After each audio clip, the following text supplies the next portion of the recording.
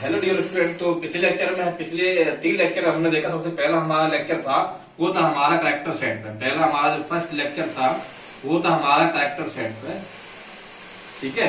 और second lecture था हमारा वो था हमारा टोकन्स पे। दोनों लेक्चर आप देख सकते हैं यूट्यूब पे। उसके बाद जो थर्ड लेक्चर भी था हमारा टोकन्स पे। सेकंड लेक्चर में हमने देखा था identifier and keyword and third lecture में हमने देखा था ऑपरेटर। अब हम चलते हैं, इसके बाद हम लोग फोर्थ लेक्चर शूट कर रहे हैं, वो कर रहे हैं हम लोग स्टेटमेंट पे। स्टेटमेंट, ठीक है।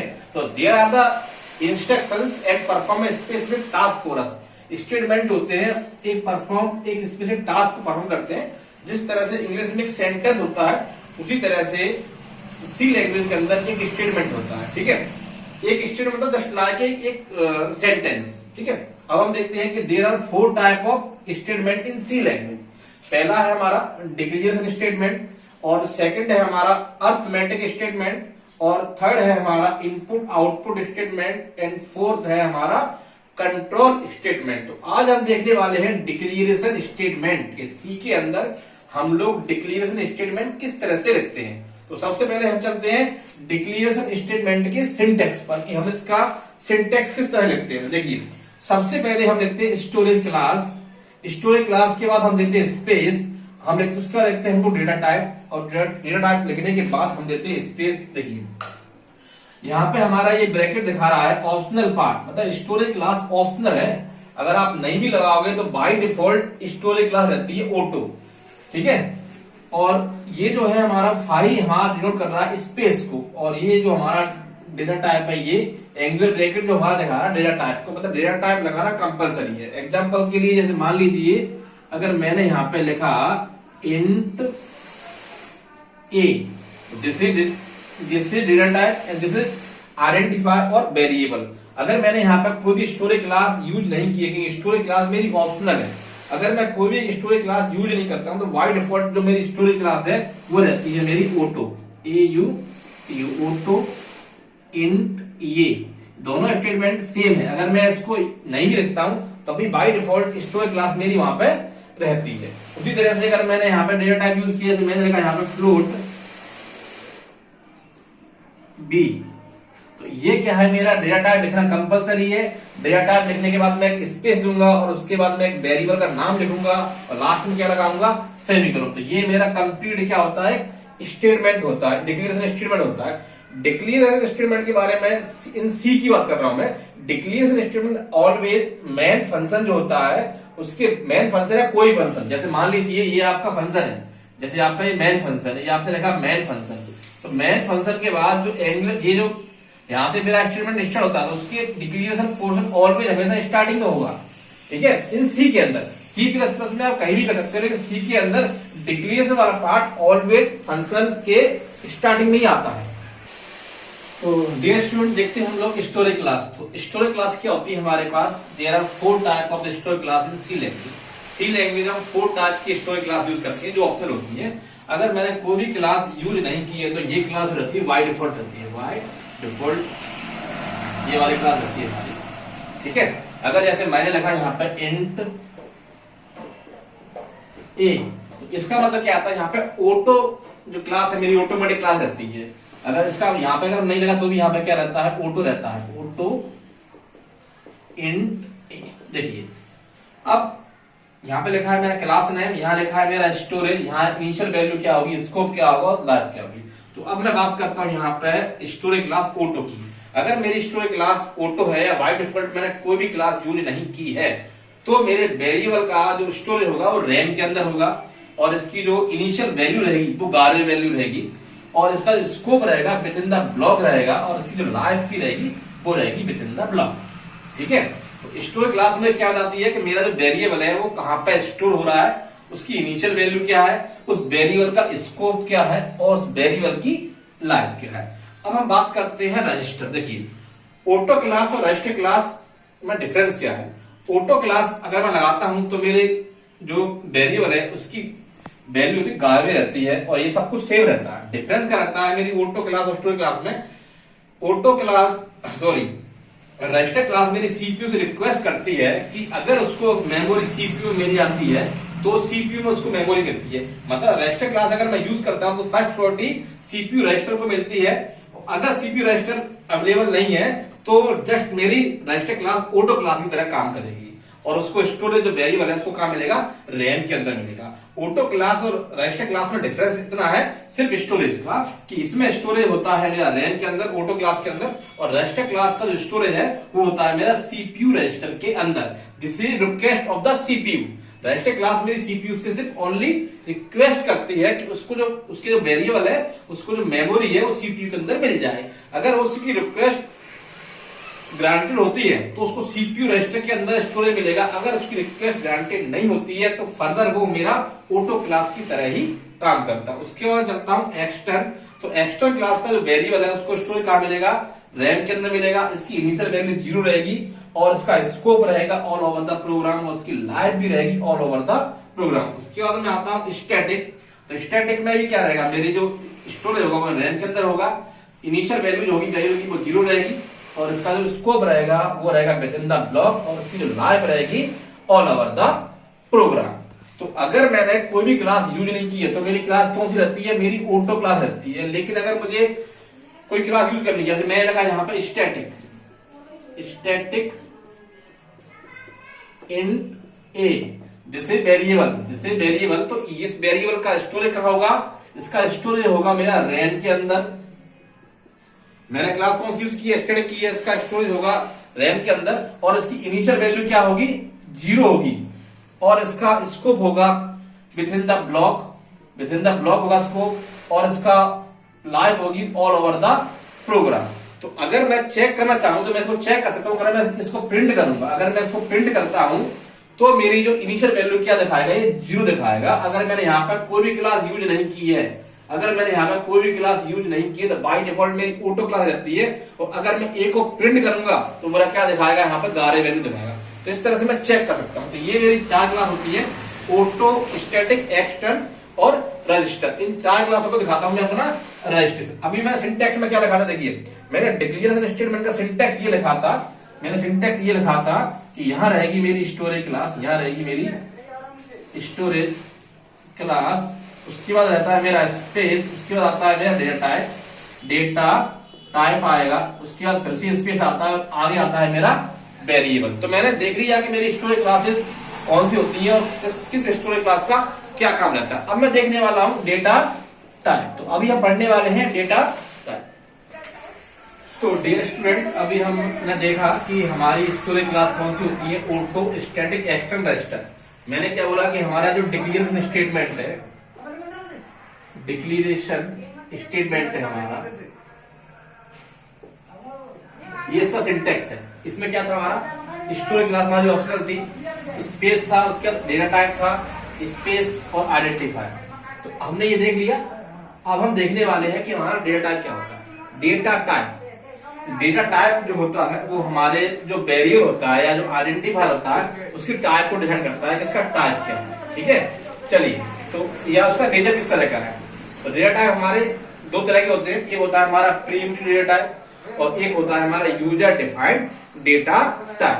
प्रीएम्प्टिव डेटा टाइप हमारे वे डेटा टाइप होते हैं जो ऑलरेडी हमारे कंपाइलर के पास हैं, और यूजर डिफाइंड डेटा टाइप वो होते हैं जो प्रोग्रामर खुद से क्रिएट करता है।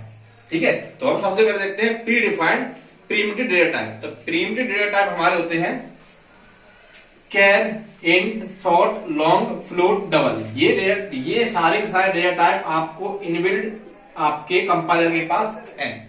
अब देखिए, अगर मैं कैर, इंट, शॉर्ट, लॉन्ग, तो अगर मैं कैर यूज करता हूं तो एक सिंगल कैरेक्टर को स्टोर करता है, इसका साइज होता है 1 बाइट। देखिए कैर, ये कैर होता है मेरा, ये कैरेक्टर को स्टोर करने के लिए यूज करता हूं मैं, इसका साइज होता है 1 बाइट, और उसकी रेंज होती है -128 to 127। ठीक है, यहां से लेके यहां तक ये स्टोर कर सकता है, इसका साइज होता है 1 बाइट। और उसके बाद देखता हूं मैं इंट मेरा एक वेरिएबल है, इसका साइज होता है 2 बाइट। अगर मैं विंडो की बात कर रहा हूं तो ये डिपेंड करता है, एक्चुअली में इंट का जो साइज होता है 1 वर्ड होता है, ये डिपेंड करता है आपके ऑपरेटिंग सिस्टम पे। एक ऑपरेटिंग सिस्टम के अकॉर्डिंग इंट का साइज चेंज हो जाता है, लेकिन हम लोग बात करें विंडो की तो इसका साइज होता है विंडो में 2 बाइट, और इसकी जो रेंज होती है वो होती है हमारी -32,768 प्लस 32,767। अब ये हमारा करेक्टर को स्टोर करता है, ये हमारा इंटीजर वैल्यू को स्टोर करने के लिए काम आता है, और शॉर्ट भी इसकी इक्विवेलेंट होता है। बात करते हैं हम लोग लॉन्ग की, तो लॉन्ग जो डेटा टाइप हमारा होता है वो हमारा इंट का डबल होता है। मान लीजिए अगर इंट का साइज 2 बाइट है तो लॉन्ग का साइज होगा 4 बाइट, और इसकी रेंज भी इसकी डबल हो जाती है। उसके बाद हम लोग यूज करते हैं फ्लोट। तो फ्लोट डेटा टाइप जो हमारा होता है वो हमारा यूज होता है फ्लोटिंग पॉइंट को स्टोर करने के लिए। तो फ्लोट का साइज होता है वो होता है 4 बाइट, ठीक है, 4 बाइट इसका साइज होता है, और इसकी रेंज होती है -k2^31 to 2^31 और 6 डेसिमल प्लेसेस तक इसका स्कोप रहता है फ्लोट का।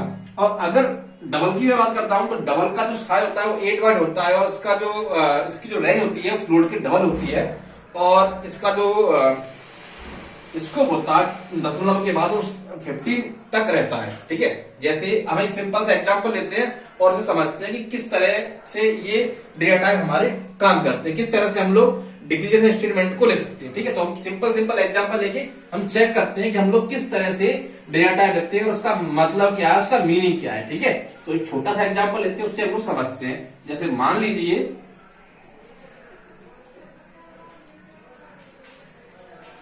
अब आप जरा देखिए, मान लीजिए मैंने ये रखा है, यहां पे मैंने रखा है void, चलिए void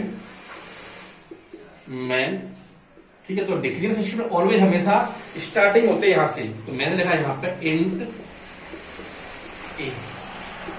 इसका मतलब क्या है,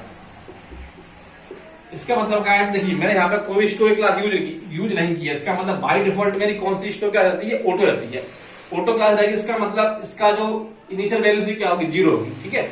अब मैं अगर बात करता हूं इंट, मैंने इंट यूज किया है, इसका मतलब क्या होता है, जो मेरा ए है इसका साइज कितना होगा, साइज ऑफ ए होगा मेरा 2 बाइट, ठीक है।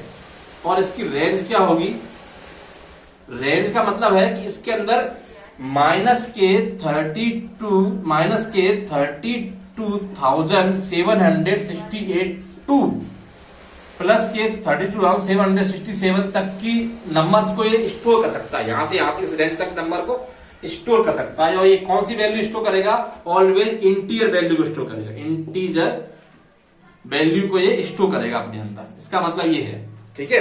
अगर मैंने लिखा यहाँ पर इंट ए, और अगर मैं इसके अंदर स्टोर करता हूं, अगर मैंने लिखा यहाँ पर इंट ए, और अगर मैं इसके अंदर स्टोर करता हूं, मान लीजिए मैंने लिखा यहाँ पे ए, और मैं ए के अंदर करता हूं 1.5 स्टोर, तो ये ओनली 1 को स्टोर करेगा। मान लीजिए ए मेरा एक वेरिएबल है, इंटीजर टाइप का है, मान लीजिए इसका एड्रेस 1000 है, 1.5 मैंने अगर इसके अंदर स्टोर किया है तो ये ओनली 1 को स्टोर करेगा, ठीक है।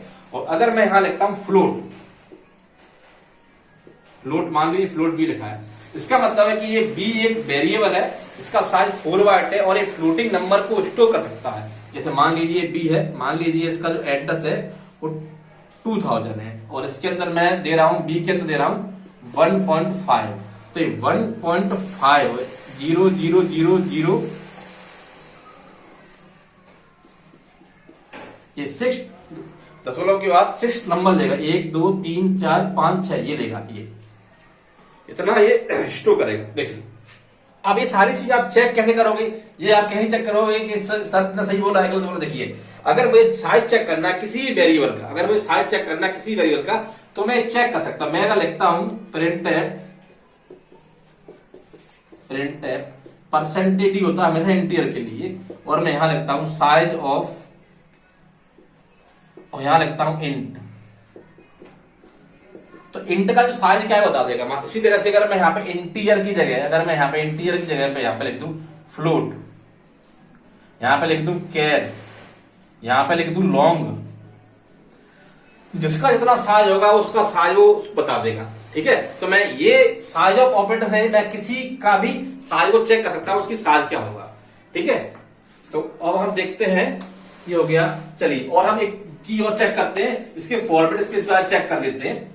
इसके फॉर्मेट स्पेसिफायर क्या होते हैं, तो बेसिक फॉर्मेट स्पेसिफायर। ऐसे मान लीजिए अगर मैं इंट यूज कर रहा हूं, इंट, मान लीजिए मैं इंट यूज कर रहा हूं, तो इसका फॉर्मेट स्पेसिफायर होता है परसेंटेज डी।